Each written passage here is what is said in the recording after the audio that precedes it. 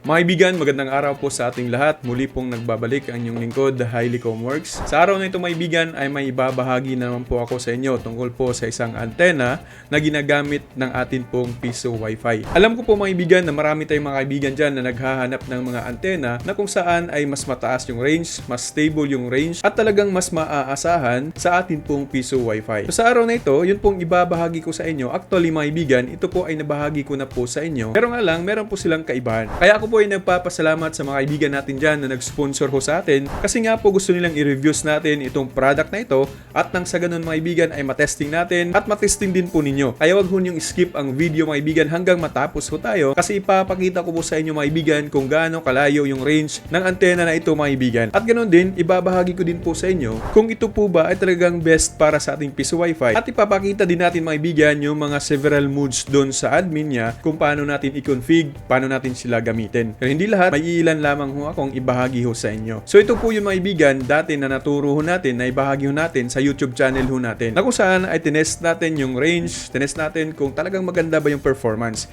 Ganon din po yung ating gagawin sa antena na ito mga kaibigan. So di ko na po papatagalin pa mga kaibigan, ipapakita ko na po sa inyo kung anong klaseng antena ho ito. Tara! Ayaw nga po pala mga kaibigan, gusto ko lamang pong i-shoutout lahat ng ating mga kaibigan dyan na nag-join po sa ating pong pa-shoutout. Nandito po sila sa screen, makikita ho natin sila mga kaibigan. Maraming salamat po sa lahat po ng ating sumali sa ating pong pa-shoutout mga kaibigan. Kung gusto niyo naman pong magpa-shoutout, wala po tayong ibang gagawin kundi mag-join lamang ho kayo. I-click lamang po ninyo ang join button, makikita niyo po sa screen ho ninyo. O dyan po sa YouTube channel natin mga kaibigan, makikita niyo po kapag gamit po ninyo ay personal computer o di kaya ay laptop. So sa napakamurang halaga mga kaibigan ay nakakatulong din po kayo sa ating pong YouTube channel. Okay po, tara! So ito na po yun mga kaibigan. Ito po ay Wavelink AX3000 Wi-Fi Outdoor Access Point. So ibig sabihin, ito po ay pwedeng gamitin natin sa atin pong mga piso Wi-Fi. Kung nakita ho ninyo mga kaibigan yun pong pictures niya is magkaiba ho doon sa una natin na na-reviews. Dahil po tested ko mga kaibigan yun pong pinakaunang na-reviews ko na Wavelink na AX3000 din na Wi-Fi Outdoor Access Point. Ganun din po mga kaibigan, kaya excited ho ako na i-review din po itong antena na ito sapagkat tested ko na po mga kaibigan yung pong pinakauna nga po na akin pong binanggit. Kaya doon sa mga kaibigan natin dyan na nanonood ngayon, wag ho niyong skip ang video mga kaibigan kasi nga po ibabahagi ko po sa inyo yun pong Wi-Fi range nito kung stable din nga po ba gaya ho nung unang na-reviews ko na AX3000 mga kaibigan. Unang-una mga kaibigan, yung kaibahan po ng dalawa at sa bagong i-introduce ko po sa inyo, yung antena niya andito po sa bawat gilid. So ngayon mga kaibigan, ano nga ba ang AX3000 Wi-Fi 6 Outdoor Access Point? Ito po mga kaibigan ay pwede ho natin gamitin in any outdoor environments. Pero take note lang mga kaibigan na ang part po ng PoE is hindi po siya waterproof. Kailangan naman natin i-secured yung kanyang port mga kaibigan. So yun lang naman. Ang kagandahan din po mga kaibigan ay marami din po tayong pwedeng gamitan ho nito. Unang-una, pwede natin siyang gawing access point at the same time ay pwede din pong router mode. Pangalawa naman ay pwede natin siyang gamitin as repeater mode. At ang pangatlo mga kaibigan ay pwede natin siyang gamitin na access point at the same time ay pwede natin siyang gamitin as repeater mode. At pang-apat po mga kaibigan ay pwede natin siyang gamitin as mesh mode mga kaibigan. O di ba? Maganda din po pala ang antena na ito. So ito na po mga kaibigan, mag-unbox na ho tayo. Ayan, makikita nyo naman po mga kaibigan, yung atin pong item ay napaka-safety ho kasi na meron po siyang foam or styrofoam sa loob po ng box. At talagang masasabi natin na napaka-safety ho talaga nito. So ang laman nito mga kaibigan ay may makikita po tayo nito ng isang AX3000 Wi-Fi 6 Outdoor Access Point. Apat din na plastic cable ties. Meron din itong isang main body holder. Meron din po itong 6 na 7 dBi antennas. At meron din po itong isang range, isang 54 volts power adapter. Meron din po itong isang PoE converter, isang Ethernet cable, at meron din po ito maibigan na 6 na M3 x 20 x 5 2mm screws mga kaibigan. At meron din po itong 6 na 6.5 x 25mm screw plugs mga kaibigan. At ang huli ay meron din po itong manual guide para po malaman natin kung paano po natin gamitin ang antena na ito. So ngayon maibigan, pupuntahan ho natin at i-explore ho natin ang features po ng admin na ito. So yung gagawin natin una, syempre, isasaksak natin sa atin pong computer, yun pong LAN natin, galing po doon sa atin pong Wavelink. So yung kanyang IP address mga kaibigan is 192.168.30.1. So click lamang natin yan at mapupunta ho tayo dito. So yan mga kaibigan, yun pong password niyan, default password is admin, small letter po lahat. Click lamang po natin ang login. So dito mga kaibigan, lagay lang natin dyan is global. Kung wala man po tayo makikitang Philippines po dyan, global. Tapos yung time zone ho natin, check lamang ho natin kung may makikita ho tayong Malaysia. Wala po, ilalagay lang po natin dito sa International Day. Yung kanyang admin and password, pwede ho natin palitan ho dito. Okay, so next lamang ho natin, required pala na palitan. So lagyan natin ng password. Depende po yan sa atin mga kaibigan kung ano yung password na ilalagay ho natin. So, ilalagay natin dyan yung password natin. So, kayo na pong bahala mga kaibigan kung ano po ang ilalagay ninyo dyan. Click lamang yung next. So, yung SSID, so, palitan natin. Lagay natin highly wavelength. Wavelength Wi-Fi. Ayan. Tapos, yung encryption niya, dyan na lamang po. Recommended po yan. Syempre, yung password, lalagay natin dyan yung password. Para sa SSID, mapapalitan din natin na yan mamaya. So, okay. So, double check ko lamang po mga kaibigan. Baka magkamali ho tayo. Okay. So, ayan na. So, click lamang natin yung save mga kaibigan. Tapos, hintayin lamang ho natin hanggang matapos po ito. So, ayan mga kaibigan, 100% na po siya. So, kailangan nating i-refresh.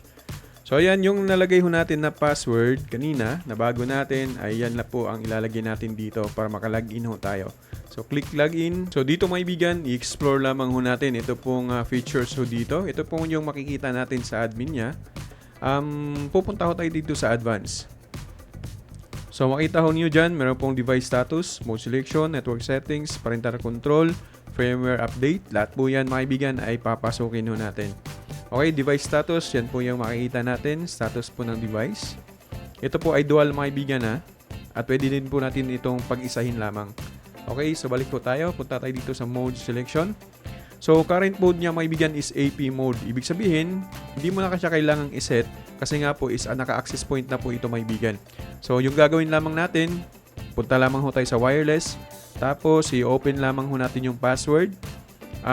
Highly wavelength Wi-Fi or piso Wi-Fi, pwede na po yan. Lagay ho natin ng save. Halimbawa, may bigan na kung gagamitin natin ito sa atin pong piso Wi-Fi. So, yun lamang po yung ating gagawin. Automatic mga ibigan na magagamit natin to as access point sa atin pong mga piso Wi-Fi. Diba? Napakasimple lamang at napakadali. Siyempre, sa pag-save natin, ganyan po talaga yung lalabas. Hihintayin lamang po natin hanggang maging 100% po yan. So, ayan mga ibigan, 100% na po siya. So, click lamang natin tong refresh. So, balik again tayo sa atin pong login page. Lagyan lang natin yung password natin. Balik tayo sa wireless mga ibigan. I-check natin. Ayan. Nakasave na po siya as open. Ibig sabihin, pwede natin gamitin po ito sa atin pong access point. Balik tayo sa advance. So, sa mode selection mga ibigan, since AP mode na ho ito, di mo na kailangan pang ilagay sa AP mode. Kasi nga po, naka-AP mode na po ito mga ibigan. So, pwede mo siyang ilagay sa repeater mode kung gagamitin mo ito as repeater mode at the same time, access point po siya. Pwede mo siyang gamitin as mesh router mode, mesh AP mode, and mesh extender mode mga kaibigan. So make sure na pag i-click nyo po halimbawa ang repeater mode mga kaibigan tapos nag-next ho kayo at nag-save. So make sure na gagamitin nyo na po. Kasi nga po mga kaibigan is hindi na po nyo mapapasok pa yung IP address nya. Kailangan nyo na pong i-reset ulit para makapasok nyo. So make sure mga kaibigan na kung saan po ang inyo pong gamitin po dyan ay talagang gagamitin final na po mga kaibigan. Okay? So again, wag po na ninyong ilagay sa AP mode ito kasi nga po mga kaibigan, naka-AP mode na po yan. Okay, so punta tayo dito sa network settings. So DHCP, wala na po tayong babaguhin po dyan. Parental control. Yung pong magbibigay ho kayo ng connection sa inyong mga anak, mga kaibigan, lagyan nyo po ng password. Pwede nyo pong i-control dito mga kaibigan. Okay? So, ito namang firmware update. Kung may mag-update po dyan, i-update nyo lamang po. Backup restore. So, yun lamang po yung atin pong ibabahagi sa inyo mga ibigan.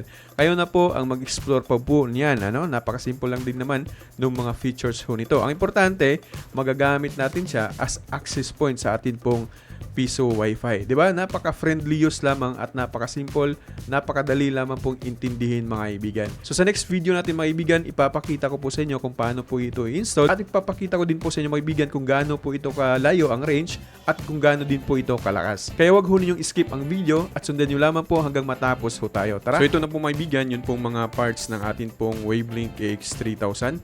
na kung saan ay ipapakita ko po sa inyo kung paano po ito i-install. Okay, so ito po ay kailangan lamang po nating kunin yung rubber hood dito kasi ilalagay natin itong UTP cable mga kaibigan. So itong rubber na ito pong itim na ito na rubber or black ay meron po yung malalagay po natin dyan yung UTP cable. Tapos ilalagay lamang ho natin ng pagganito at make sure na yun pong ito ay kailangan malagay ho natin doon sa UTP cable muna. Or iuna ho natin ay pwede po natin gawin po yun. Pagkatapos ay ganyanin lamang po natin. Napakasimple lang din naman po ng atin pong instruction Pero ipapakita ko din po sa inyo para nang sa ganun ay makikita ho talaga natin yung tamang paglagay. Makita din po ninyo yung POE natin o yung port ho natin para ma-power on po yung ating antena. Diyan po natin ilalagay. Tapos, ganyan lamang po yung atin pong gagawin mga kaibigan. Dapat napakasimple lamang po yung atin pong ginagawa. So again, kasi nga po para mas safe yung ating port dyan, kailangan po nating higpitan yung pong pag-ikot-ikot po dyan mga kaibigan. Para ay, ayan, goods na po mga kaibigan. Para hindi po makapasok yung mga langgam o anumang mga insekto na pwedeng papasok po dyan. Tapos itong UTP cable na ito, ayan, ito po yung power supply niya. May nakalagay po dyan na POE at saka sa port naman sa kabila ay nakalagay na LAN. Siyempre sa POE natin to ilagay. Dito po natin ilagay mga ibigan sa POE. Ayan. Okay, so makita nyo naman hindi ho kayo malilito po dyan sapagkat meron pong mga nakalagay po dyan na pangalan. Ito naman yung kanyang power supply. So yung power supply meron pong butas so dito sa ayan. Yun pong adapter natin papunta dito. Lagay lamang po dyan. Ayan. So makikita ho niyo no lights pa po yan kasi nga po itong port na ito ay para sa LAN, USB LAN ng ating piso Wi-Fi. So ayan mga kaibigan, ilalagay lamang ho natin itong ating pong antena itong 6 na antena mga kaibigan, meron pong 5G na nakalagay po diyan at 2.4 GHz. So make sure na 5 GHz yung malalagay natin na antena dyan sa mismong router mga kaibigan ng Wavelink AX3000. Ayan. So may takip po yan, tanggalin natin, ilagay natin itong antena na ito na make sure na 5G yung atin pong paglagyan. Kasi nga po may nakalagay po dyan 2.4G or 5G mga kaibigan. Ayan. So ayan, 2.4G, ilagay natin itong antena na ganun din ay 2.4G mga kaibigan. So ganyan lamang po kasimple yung paglagay ng ating antena, yung 6 na antena na po yan. Again, dual band po ito kaya po meron pong 5G at saka 2.4G mga kaibigan. 5 GHz at saka 2.4 GHz. Okay? So ganyan lamang po.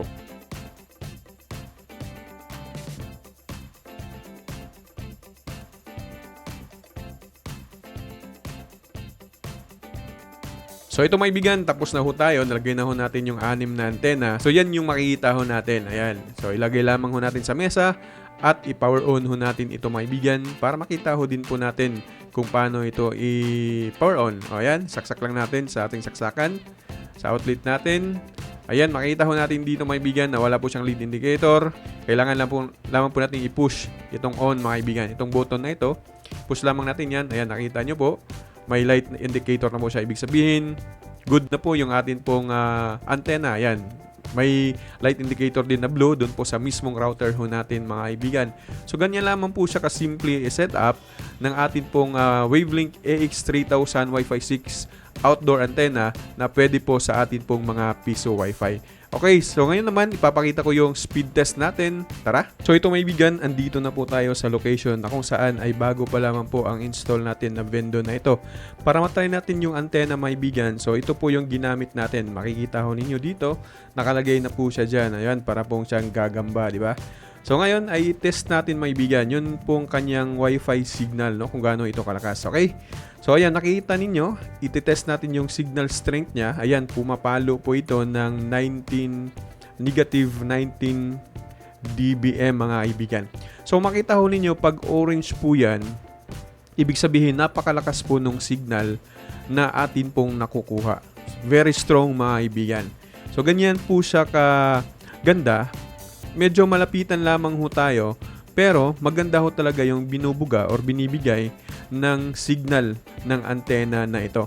Mapapansin nyo naman po mga kaibigan kung hindi po siya medyo maganda yung kanyang signal or medyo mababa po siya kapag nakita nyo po ay ganito. Signal strength niya ay nasa negative 46 or 50. At kung makikita nyo din maibigan na green yung kanyang kulay nung kanyang signal, ibig sabihin yan, kapag na-test natin ang gamit na apps na ito, ay medyo mababa po yung kanyang binabato na internet mga kaibigan. So ayan po mga kaibigan, na-test na po natin lahat, na ipakita ko na po sa inyo, kaya tara. Mga kaibigan, ito na po ang antena na nagamit natin kanina, na-test po natin to. Pinasok ko natin yung admin at ito po yun, Wavelink AX3000 Wi-Fi 6 outdoor antenna na pwede siya sa piso Wi-Fi. Take note lamang po mga kaibigan, may ibabahagi lamang ho ako sa inyo. Ang antenna nito ay pwede siyang gamitin sa piso Wi-Fi. Mas maganda ang kanyang performance kapag gigabit po yung ating gamit mga kaibigan. Take note na, dapat naka-gigabit po ito mga kaibigan since ito pong antena na ito, dual band at saka gigabit din po mga kaibigan. Kaya kung gusto nyo pong bumili mga kaibigan ng antena na ito, nasa baba ho na ating video, nasa description lamang po, i-click po ninyo ang link na yan at nang sa ganun ay makaka-avail ho kayo ng antena na ito. At ganoon din po mga kaibigan, kung kayo po ay baguhan pa lamang po sa atin pong YouTube channel, huwag nyo kaligtaan na mag-like, mag-subscribe ng ating pong YouTube channel at mag-share na din ng ating mga videos mga kaibigan. At ganoon din, i-hit po ninyo ang ating notification bell at nang sa ganun ay magiging aware ho kayo sa lahat po ng ating pong mga bagong video tutorial. Again and again, magandang araw po sa ating lahat and God bless us all.